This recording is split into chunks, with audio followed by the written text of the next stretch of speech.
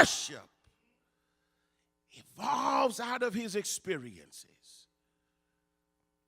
and it overflows to the rest of the worshiping congregation. For you see, beloved, worship is contagious.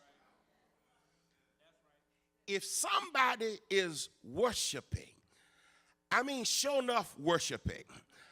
I don't mean having somebody to prompt you to worship. Having somebody to tell you to clap your hands or to stand on your feet. But when somebody thinks about the goodness of the Lord in the land of the living, and they get transported to another place that almost transcends time and space, and they come before the presence of God and they show the signs of worship, it becomes something that you can't help, because when the praises go up, the blessings come down. And when you're in the presence of the living God, God has a way of inhabiting our praise. So when somebody comes into the presence of God and God fills the place, you can't help but be touched by the God of the worshiper right next to you. I wish I had somebody to help me, because I'm praising him right now, and I feel his presence, and I want to know, do you feel him? Because he's decided to come down and occupy this place for this moment.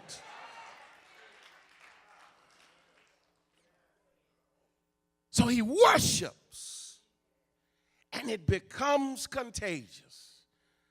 And so then, as they come into the presence of God, David issues, along with the priests, the call to worship.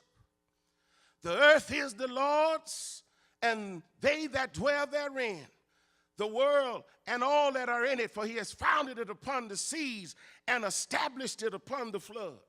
And just like in classic black church dialogical communication, David says one line, and the church, the worshiping congregation, talks back to him.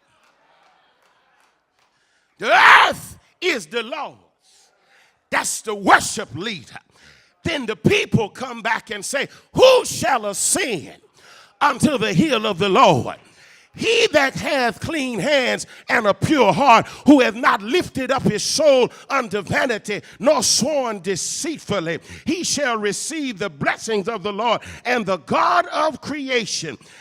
And then it goes on. And then David comes back and says, lift up your heads, O ye gates, and be ye lifted up, ye everlasting doors, and the King of glory shall come in. Well, as David starts talking, the people start talking back. Who is the King of glory? David, the Lord, is the King of glory. The Lord mighty in battle. And because he's mighty in battle, you better lift up your head, all ye gates, and be ye lifted up, ye everlasting, and the King of glory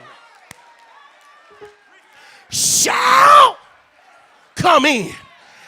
And then in good Baptist style, as we used to do when we would read the responsive reading, you know, the worship leader's part was in bold, and then the congregation's part was in light. But then as it ended, the last refrain would be all. Everybody. As David talked to them, the last response is, who is the King of glory? The Lord of hosts. He is the King of glory. David gives the people a call to worship and recognize that God is God. And you need to know that the call of worship, the call to worship, is not just an item on the worship service. It has theological significance.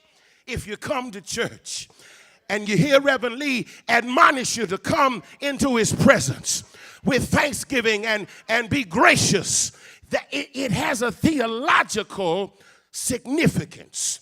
The first thing that the call to worship is, it is a call to affirmation. God is king. Hear what David says. The earth is the Lord's, and all that is in it, the world and they that dwell therein. For he has founded it upon the seas and established it upon the flood.